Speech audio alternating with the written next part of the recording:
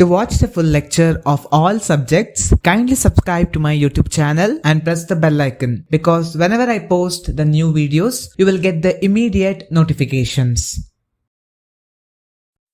Hello everyone, welcome to my YouTube channel. In this particular video, we'll try to solve a problem based on payback period method. A project involves total initial expenditure. It is also known as original investment. Initial expenditure ನಾವು original investment ಅಂತ ಕೂಡ ಕರಿತೀವಿ. Of rupees 4 lakh. So original investment is or initial investment is 4 lakh rupees and it is estimated to generate future cash inflow. So first year we are getting 60,000, second year 76,000, third year 50,000, fourth year 44,000, fifth year 72,000, sixth year 80,000, seventh year 80,000, eighth year 56,000, ninth year 48,000 and 10th year 48,000. It is uneven. We call it as uneven cash inflow. Why we call uneven cash inflow? Because every year different rate of cash inflow we are getting. When it is an uneven cash inflow, we will follow two steps.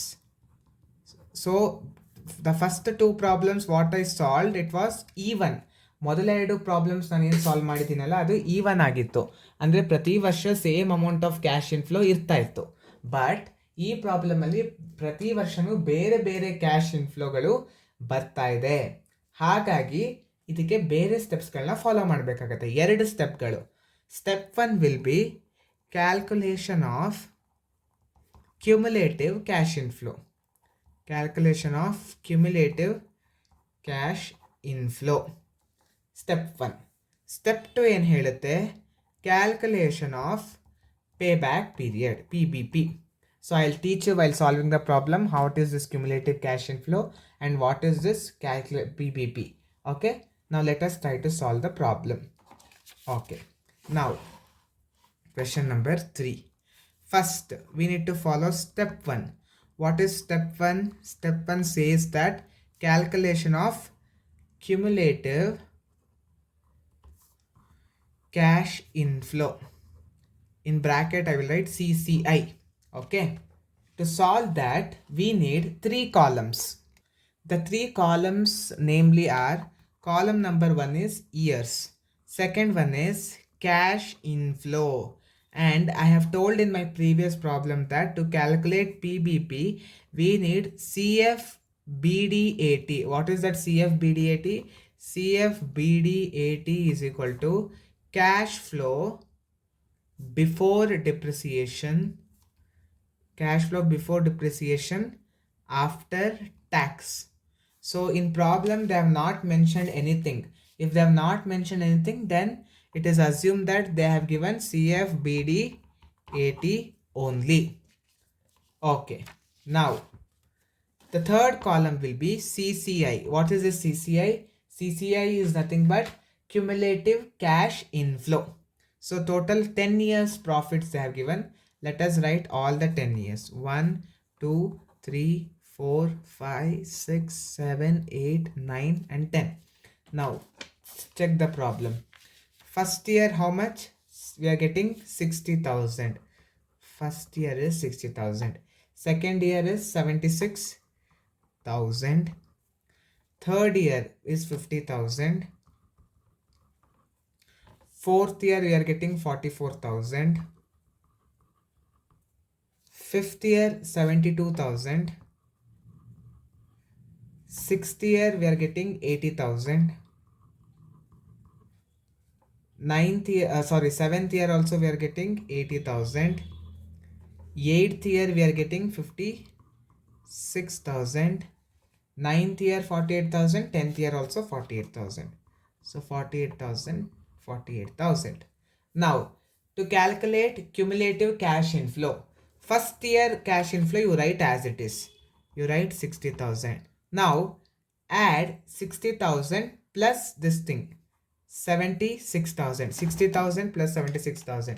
60,000 plus 76,000 will be 1,36,000. Now add 1,36,000 with 50,000. We will get 1,86,000. Now that 1,86,000 you add with 44,000, we will get 2,30,000. This 2,30,000 you add with 72,000, we will get 3,02,000. This 3,02,000 you add with 80,000, we will get 3,82,000. 3,82,000 you again add with 80,000, you will get 4,62,000. 4,62,000 you add with 56,000, we will get 5,18,000. 5,18,000 you add with 48,000, you will get 5,66,000. 5,66,000 you add with 48,000, we will get 6,14,000. This is our CCI. What is this CCI? CCI is nothing but cumulative cash inflow. Now, what is the original investment? It is 4 lakh. So, original investment 4 lakh. Now, let us check when we will get this 4 lakh recovery. Yavaga namge 4 lakh recover ಆಗ್ತಾ ಇದೆ. First year 60,000, so we are not getting recovered. Second year on total 1,36,000 we have recovered. No. Third year 1,86,000. No. Fourth year 2,30,000. No. Fifth year 3,02,000. No, full amount is not recovered. Sixth year 3,82,000. Full amount is not recovered. Seventh year 4,62,000. There also full amount is not recovered. Eighth year 5,80,000. Sorry. Seventh year only we are getting recovered because our total investment is only 4 lakh. So in seventh year totally we have got 4,62,000. We have recovered. But extra 62,000 we have recovered, isn't it? So before that, the 1 year before that, we will consider that as completed year. ಇಲ್ಲಿ ಒಂದೊಂದ್ಸತಿ explain ಮಾಡ್ತೀನಿ. Sixth year 3,82,000 ನಮಗೆ ಬಂದಿದೆ. Seventh year 4,62,000 ಅಂದರೆ ನಾವು invest ಮಾಡಿರೋದು 4 lakh, but ಜಾಸ್ತಿ ಬಂದಿದೆ 60,000. ಹಾಗಾಗಿ ಒಂದು ವರ್ಷ ಹಿಂದೆ, which is the 6th year, that is we are getting 3,82,000 total. That 6th year will become completed year. Okay, why this completed year is required, you will get to know. So we have completed our first step. What is our first step? To calculate cumulative cash inflow. Now we have step number 2, that is to calculate payback period. Now this is uneven case. You know what is uneven case? What is uneven case?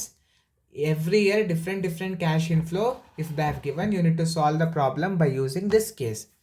Payback period will be completed year plus original invest minus, okay, original invest minus CCI of completed year. What is the cumulative cash inflow of the completed year divided by CI, cash inflow after completed year. Cash inflow after completed year. Now let us check what is our completed year.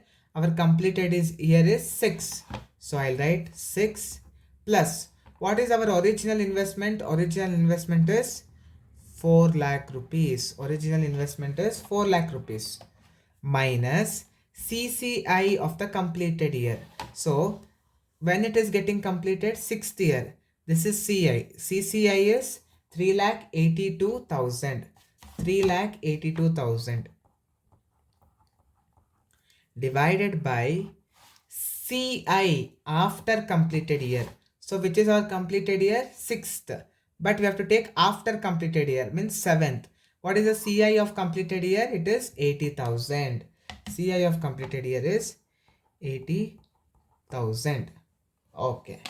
Now let us try to evacuate. Now 4 lakh minus 3,82,000 will be 18,000 divided by 80,000 equals 6 plus 18,000 divided by 80,000 will be 0.225, which is equal 6.225 years. So to get the original investment 6.225 years, the company has to wait.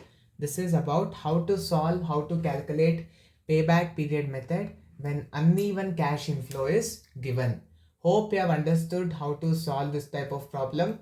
If you have understood, please try to solve once again, you watching without watching the video, by watching only the question. While solving by yourself, if you get any doubt, please put all your doubts and queries in the comment box so that I can respond to your doubts and queries as soon as possible. Thank you for watching the video. I'll come back with the next video. If you have any queries regarding today's session, kindly send your queries to education.mbroadcast@gmail.com.